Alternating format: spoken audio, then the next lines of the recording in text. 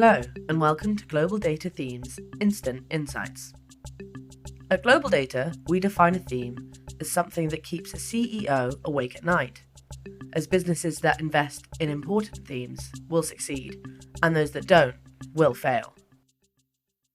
Hello and welcome back to Instant Insights. I'm Carolina Pinto and today I will be talking to Senior Thematic Analyst Isabel Aldaher about the importance of critical minerals in the energy transition technologies ahead of her webinar on the topic on July 20th at 4 p.m. GMT. Welcome Isabel, how are you? I'm good, thank you, Carolina. Looking forward to our discussion today. So let's get straight into it. Isabel, can you please explain to me and the audience what are critical minerals and why they're so important? Sure. So what we mean by a critical mineral is a mineral that is essential for the development of energy transition technologies and is also at high risk of supply disruption.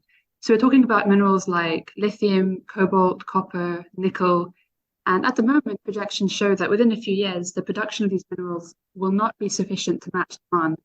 And with the phase out of fossil fuels and the phase out of combustion cars, the bottom line is that the supply of these minerals needs to increase, and that's why they're termed critical. Now, when you talk about supply side constraints that risk limiting production, there are several factors to consider.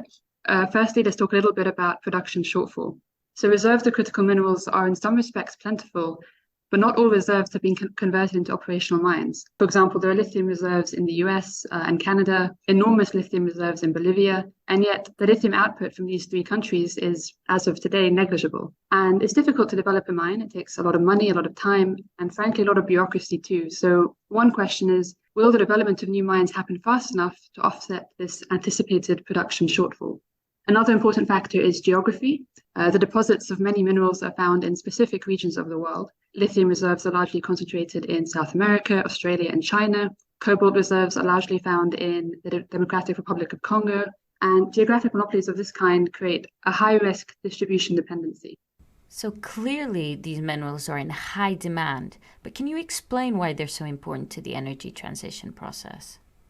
Sure. So, for example, lithium is critical at the moment, or essential at the moment, for batteries used in electric vehicles. The EU, for example, is phasing out combustion cars by 2035. So electric vehicles, well, there'll be a large rise in the number of electric vehicles in the coming years. And we need the lithium for the batteries in those cars. Cobalt as well and nickel are both used in battery chemistry. We also need minerals for development of solar panels, wind turbines. Minerals that we're talking about are instrumental for all of the objectives that various countries have set around the world to achieve their net zero targets or to lower emissions.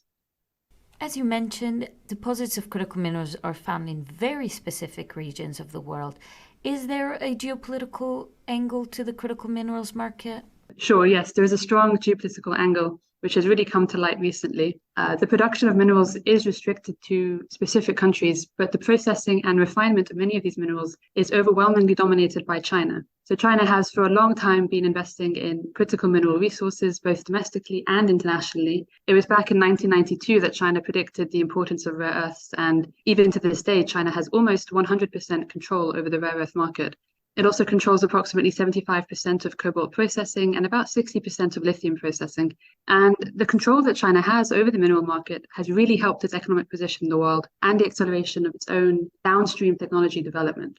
So the US and the EU have recently woken up and realized the importance of securing access to critical minerals and how instrumental that is for national security and for innovation. The US in particular is focused on staying ahead of China, industrially speaking, and that realization was a strong impetus for the creation of the US Inflation Reduction Act in 2022. That's directing almost $400 billion of financial support for energy transition technologies and mineral sourcing. And there's a strong emphasis there on reducing dependency on China. EU is also directing 250 billion euros, which is equivalent to about $280 billion as part of its Green Deal industrial plan. And that comes alongside the EU's Critical Raw Materials Act that aims to secure its mineral pipeline and improve self-sufficiency. So yes, there's a lot happening on the geopolitical front. Clearly, we are playing catch up. Now, my last question is, are there any other concerns, particularly environmental, around the mining and production of critical minerals? Sure, yes. So the environmental aspect of mining is becoming increasingly relevant. While these minerals are essential for developing green energy technologies, the production of them poses some environmental risks. Opinions are extremely divided on the topic of deep sea mining, for example. Deep sea mining is still in the exploration phase, but there are many who are opposed to it being used as a new method of mineral production, given the harm it can have on aquatic life.